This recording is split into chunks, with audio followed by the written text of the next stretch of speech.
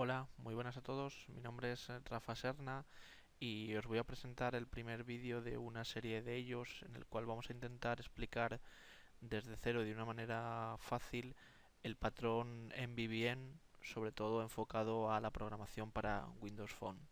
En este primer vídeo vamos a ver lo que es el binding y lo que es el contexto de datos o el data context.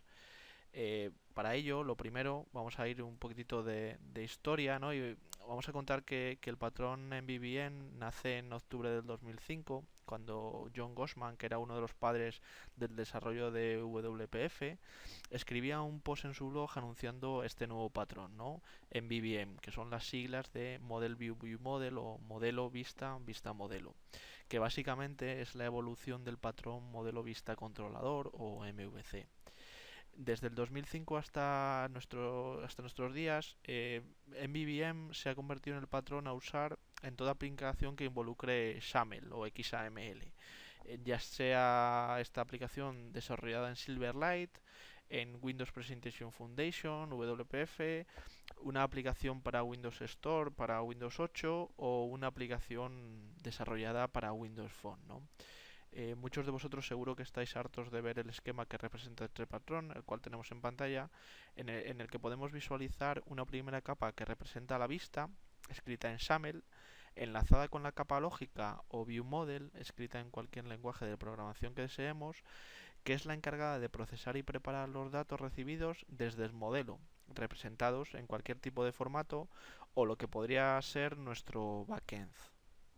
Una cosa que podemos ver rápidamente es que MVVM permite el trabajo en paralelo entre alguien encargado de diseñar la interfaz de usuario y otra persona encargada de generar el código que le dará vida a esta interfaz. Todo esto lo conseguimos, como veremos a continuación, gracias a las propiedades casi infinitas de enlace a datos que ofrece XAML. Pero viendo este esquema y un poquitito la introducción, lo primero que tenemos que conocer es qué es exactamente el binding de datos y en qué consiste, ¿verdad? Eh, el enlace a datos de cualquier aplicación escrita en XAML se puede hacer de dos formas. O mediante una expresión literal en la cual vamos a dar un valor a cualquier propiedad de nuestro objeto en XAML, o mediante una expresión declarativa, ¿verdad? Que es la que nosotros vamos a explotar para poder desarrollar nuestro patrón en BVM. Lo mejor es verlo en vivo y en directo en una pequeña aplicación desarrollada en Windows Phone. Delante vuestro tenéis una aplicación muy sencillita, la cual tenemos un grid denominado Content Panel y una serie de stack panels consecutivos, ¿no? Que van conteniendo cada uno de nuestros controles. Lo primero que decíamos es que podemos declarar cualquier tipo de propiedad en XAML de forma literal, es decir, nosotros podemos poner la propiedad text de un textbox, ¿vale? De forma literal como estamos comentando. Esta sería una de las maneras de hacer la declaración de datos en XAML. Pero hemos comentado que la mejor manera o la manera más potente que tenemos es hacerlo de forma declarativa. Para ello, siempre tenemos que expresar los datos mediante el conjunto de llaves introduciendo la palabra binding, ¿vale? Vamos a bindear los datos contra una propiedad, en este caso contra la propiedad denominada text.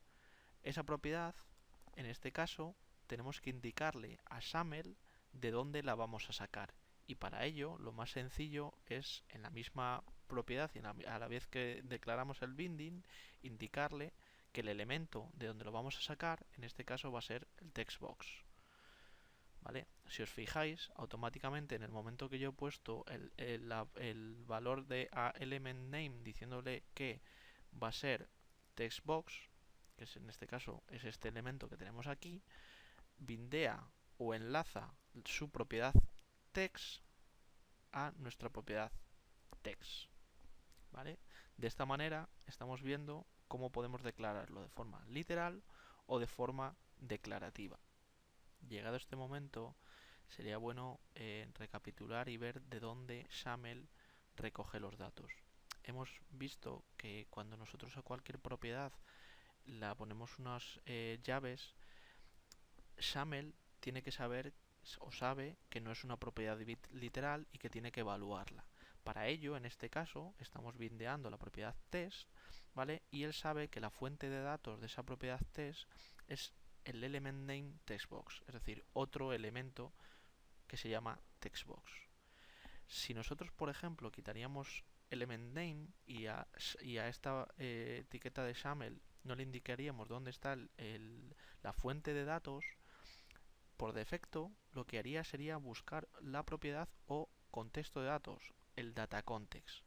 Para ello, nosotros podríamos indicarlo que el data context también tendría que evaluarlo y sería el element name textbox, ¿vale? Como podemos ver, textbox. No estamos haciendo nada diferente de antes, simplemente que no estamos dando la fuente de datos directamente en la propiedad, sino que estamos utilizando el data context. ¿Para qué hacer esto? Si ya anteriormente se lo estábamos dando directamente a la propiedad test con element name. Bueno, pues esto lo podemos hacer ya que la XAML, como hemos comentado, busca la propiedad data context. Pero si no encontrara la propiedad data context, lo que hace es buscarla en el elemento padre del elemento que tiene que evaluar el binding. En este caso, si nosotros ese data context se lo ponemos en stack panel, que es el padre del test block, directamente funciona de la misma manera. Esto es así que podríamos llegar hasta arriba de todos los nodos en los cuales va a buscar o va a hacer el binding. Es decir, el enlace a datos busca de forma ascendente un data context válido para poder evaluar el binding por todos los nodos del XAML. Lo más interesante de todo esto es que el enlace a datos, al escalar de forma ascendente, llega hasta nuestra página o user control que contiene todos los controles del XAML, por lo que podemos definir a nivel global un contexto de datos que englobe toda nuestra página o user control. Bueno, tenemos que decir que la propiedad data context admite cualquier tipo de contenido que descienda de object, con lo cual podríamos crear nuestra propia clase y esa sería la que daríamos como enlace de datos o data context de toda nuestra página. Vamos a ver cómo funcionaría esto. Para ello, en nuestra solución, en nuestro proyecto, vamos a quitar el contexto de datos que hemos indicado en el stack panel, que era el padre de nuestro text block, y vamos a bindear nuestro text del text block contra una propiedad que vamos a denominar texto. Vale, después de ello vamos a crear una clase en nuestro proyecto. Podemos definirla, por ejemplo, con el nombre de textClass. Vale, esa propiedad vamos a hacerla pública y vamos a crear una propiedad de tipo string que llamaremos, como hemos dicho antes o como hemos indicado antes en nuestro test block, texto. Vale, tenemos que saber que toda propiedad que tiene que ser bindeable, que tiene que ser expuesta, tiene que ser pública. Si no, el enlace a datos no funcionará. Vale, a continuación lo que vamos a hacer es directamente en nuestra página o code behind de la página principal vamos a instanciar esa clase, ¿de acuerdo? Instanciamos la clase y a continuación en el constructor de nuestra página principal directamente le vamos a dar un valor, ¿vale? Envy desde una clase. Vale, ahora simplemente lo que tenemos que hacer es hacer que esta clase sea el contexto de datos de algo. Por ejemplo, para hacerlo exactamente como lo teníamos, vamos a hacerlo directamente a nuestro... Vamos a ir por aquí, al XAML, a nuestro stack panel, que le habíamos llamado stack panel, y le vamos a decir que el stack panel, su data context es esta clase. Si esto lo ejecutamos, veremos, vamos a ver por aquí el emulador, que va a instanciar directamente la página, instancia la clase y directamente en el stack panel coge el contexto de datos a esa clase.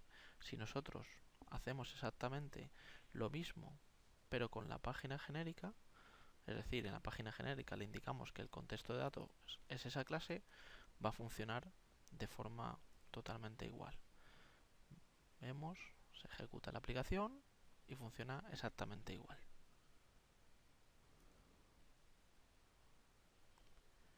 Con ello, en este primer vídeo hemos dado el primer pasito para comprender el patrón MVVM. Hemos visto qué es exactamente el binding y qué es y para qué sirve el data context o contexto de datos. Muchas gracias y seguiremos.